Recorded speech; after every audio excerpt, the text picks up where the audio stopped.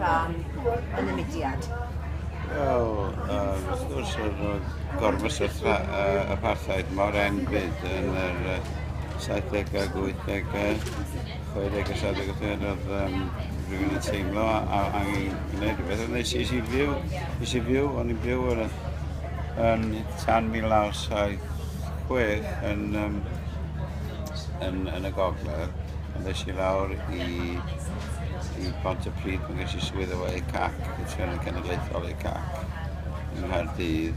Ac oedd swyddfa ECAC o'n digwydd nid nepell o gartref Hanif Bamji, sefydlodd Mudiad Gwrth Apartheid Cymru efo comunyddion fel Dai Francis, fel Dai Dan Evans,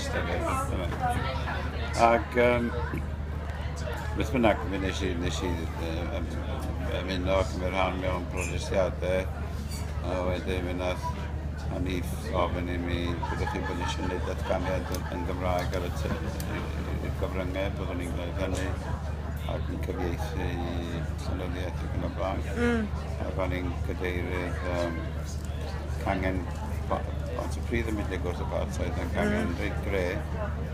Ac efo Pontypridd fydden ni ar ddydd Sadwrn yn dosbarthu saflenni ac ar y stryd yn Pontypridd. Ac mae'n anodd meddwl o pobl yn gas iawn, o pobl yn wirioneddol. Oedd pobl yn chwilio am esgus i emosiwn, bych chi'n gwybod. Ie.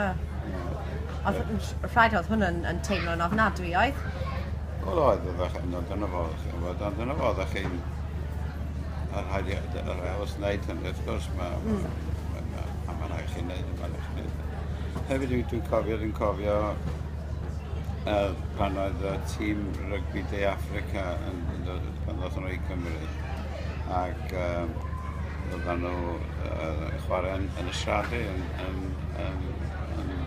Llanelli ac o'n i a nghyfaill Anthony Evans yr arlunydd oedden ni'n nod yn y fel oedd na ffens uchel dros dro i sianelu'r cefnogwyr i mewn i'r maes, a wedyn oedden ni'n gweithio pidwch o cefnogi apartheid, pidwch o sarhau Cymraeg a am bod ni'n neud o'n Gymraeg, oedden ni'n gyrru nhw wallgo. Chi'n meddwl bod nhw fel anifeiliaid gwylltion yn siŵr dringo i fynd i'r ffens, oedd nhw wedi cyniriogi gymaint. Diw. Ac a wedyn dwi yn meddwl fel chi, adeg hynny, oedd y WRU, oedden nhw yn croesawu tîm o De Africa i Gymru ac yn gyrru rhai draw yno. Ac ydych chi, pan chwaraewyr ar y pryd, bechgyn ifanc oedden nhw ar y pryd, wrth gwrs. Ac does ddim un ohonyn nhw wedi ymddeheiro i bobl De Africa. Does ddim un wedi ymddeheiro. Mae'n bryd mi allwn ni enwi nhw.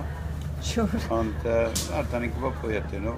Ie. Ac fe nath fi yrwyd rhyw dîm answyddogol draw do, a mae gafodd y bobl yn ei talu, mae'n sôn bod nhw wedi cael ei talu efo diamwyntiau ag air.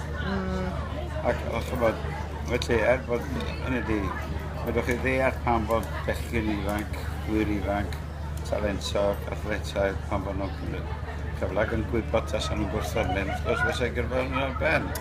Mae yna rai wedi gan dewr un, dwi'n meddwl bod John Taylor wedi gwrthod mynd. Iawn. Nath Muhammad Ali, wrth gwrs, yn America, chydig yn gwrthod. Ond, ie, dydy WRU ddim wedi ymddeheiro am hynny, dwi'n meddwl bod hynny'n warthus. Ond, ie, sut ydych chi'n teimlo, pa fath o effaith ydych chi'n teimlo bod y mudiad wedi i gael? Oedd yn galed fel chi'n disgrifio? Wel, ond oedd y mudiad gwerthbodnydd, yna di, da ni ar y chwyth, da ni colli digon o brwydrau, mae'n braf ennill bod brwydrau, ac mae'n eithon ni ennill. A wedyn heddiw, wrth gwrs, mae pawb yn parchu coffadwriaeth Nelson Mandela. Pawb yn gefnogi yn gweld fel sant. Ie, ie. A dim sant oedd y pobl eisiau greogi. Wel, yn union. Ie, ie. Felly, da chi'n gwybod, mewn ffordd mae'n rhoi bleser gwrthwedig gweld pobl yn rhagrithio fel yna, da chi'n gwybod. Siwr. Ond o lawr o bethau cadarnhaol iawn, yr unig beth drwg ddeilliodd o diweddu apartheid oedd diweddu mudiad gwrth apartheid, achos oedd yna gyfeillgarwch mawr wedi datblygu rhwngthon ni, ac ie, oedd hynny'n bwysig iawn. Ac oeddech chi, yn y dyddiau hynny, dwi'n cofio, oedd Hanif wedi llwyddo i wneud mudiad gwrth apartheid Cymru yn fudiad cenedlaethol Cymraeg. A fydde gen y stondin ar faes yr Eisteddfod Genedlaethol. Right. Ac oedd yr Eisteddfod Genedlaethol yn gefnogol i'r mudiad gwrth apartheid. Ac yn gwrtho caniatau nwyddau De Affrica cael ei gwerthu. Ac dyna chi, ond y gwahaniaeth eironig rhwng y Eisteddfod Genedlaethol a Eisteddfod Rhyngwladol Llangollen. Eisteddfod Llangollen yn torri'r boicot yn holl corau o De Affrica. Ac nath nhw gafodd Hanif ac aelod eraill yn mynd gwrth apartheid i hel ar maes yr Eisteddfod. I hel o'r maes. Right, yr un rhyngwladol? Ie. Ie. Dwi'n cofio pan oedd gwarfod mawr yn Pontypridd ac aelod seneddol,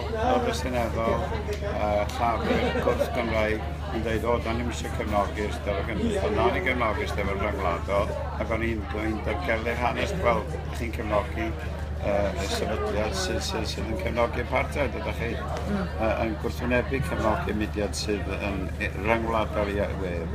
Siwr. Felly dyna'r gofyn sydd gen i. Ond hefyd, mynd oedd y Plaid Lafur a Plaid Cymru ben fel ydych chi'n disgwyl, ond oedd yn llwyddo, oedd yn mudiad gwrth apartheid yn llwyddo i gael y ddwy blaid, y lot o'r ddwy blaid i rannu llwyfan ac i gefnogi, felly oedd hynny'n hyrwyddo. So pryd oedd hynny? O, wel, dyn ni'n yn yr 80au. Right, dydwch chi yn Eisteddfod, fydda'n y gyfarfod, mudiad gwrth y par Eisteddfod, a dwi'n cofio unwaith Dafydd Ellis Thomas ac Rodri Morgan yn rannu llwyfan. Da iawn. Hynny'n beth da iawn. Wel gwych, ac yn y diwedd, naeth eich do? Do, ac achofad oedden ni,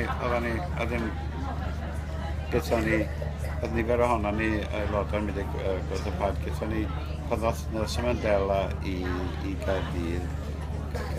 O'na gwahanol raddfa, o'na hierarchaeth o haddedigion.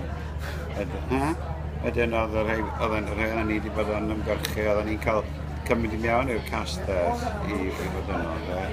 A wedyn oedd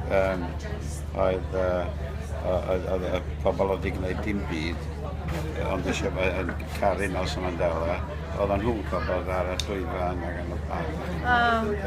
Dyna fo, dyna'r drefn, ife? Dyna'r drefn. Ie. O, diolch yn fawr. Gobeithio bod ti'n meddwl am rhywbeth arall.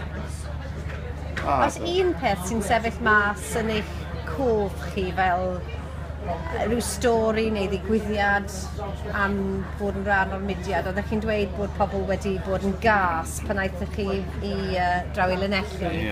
Oes unrhyw stori arall bys chi'n neud sy'n... Wel, dim gwybod y stori, ydych chi'n bod y sylfaenwyr mudiad gwrth y apartheid Cymru, fel ni'n dweud, Dave Francis, Annie Bamchi, a dwi'n meddwl na Dan Evans.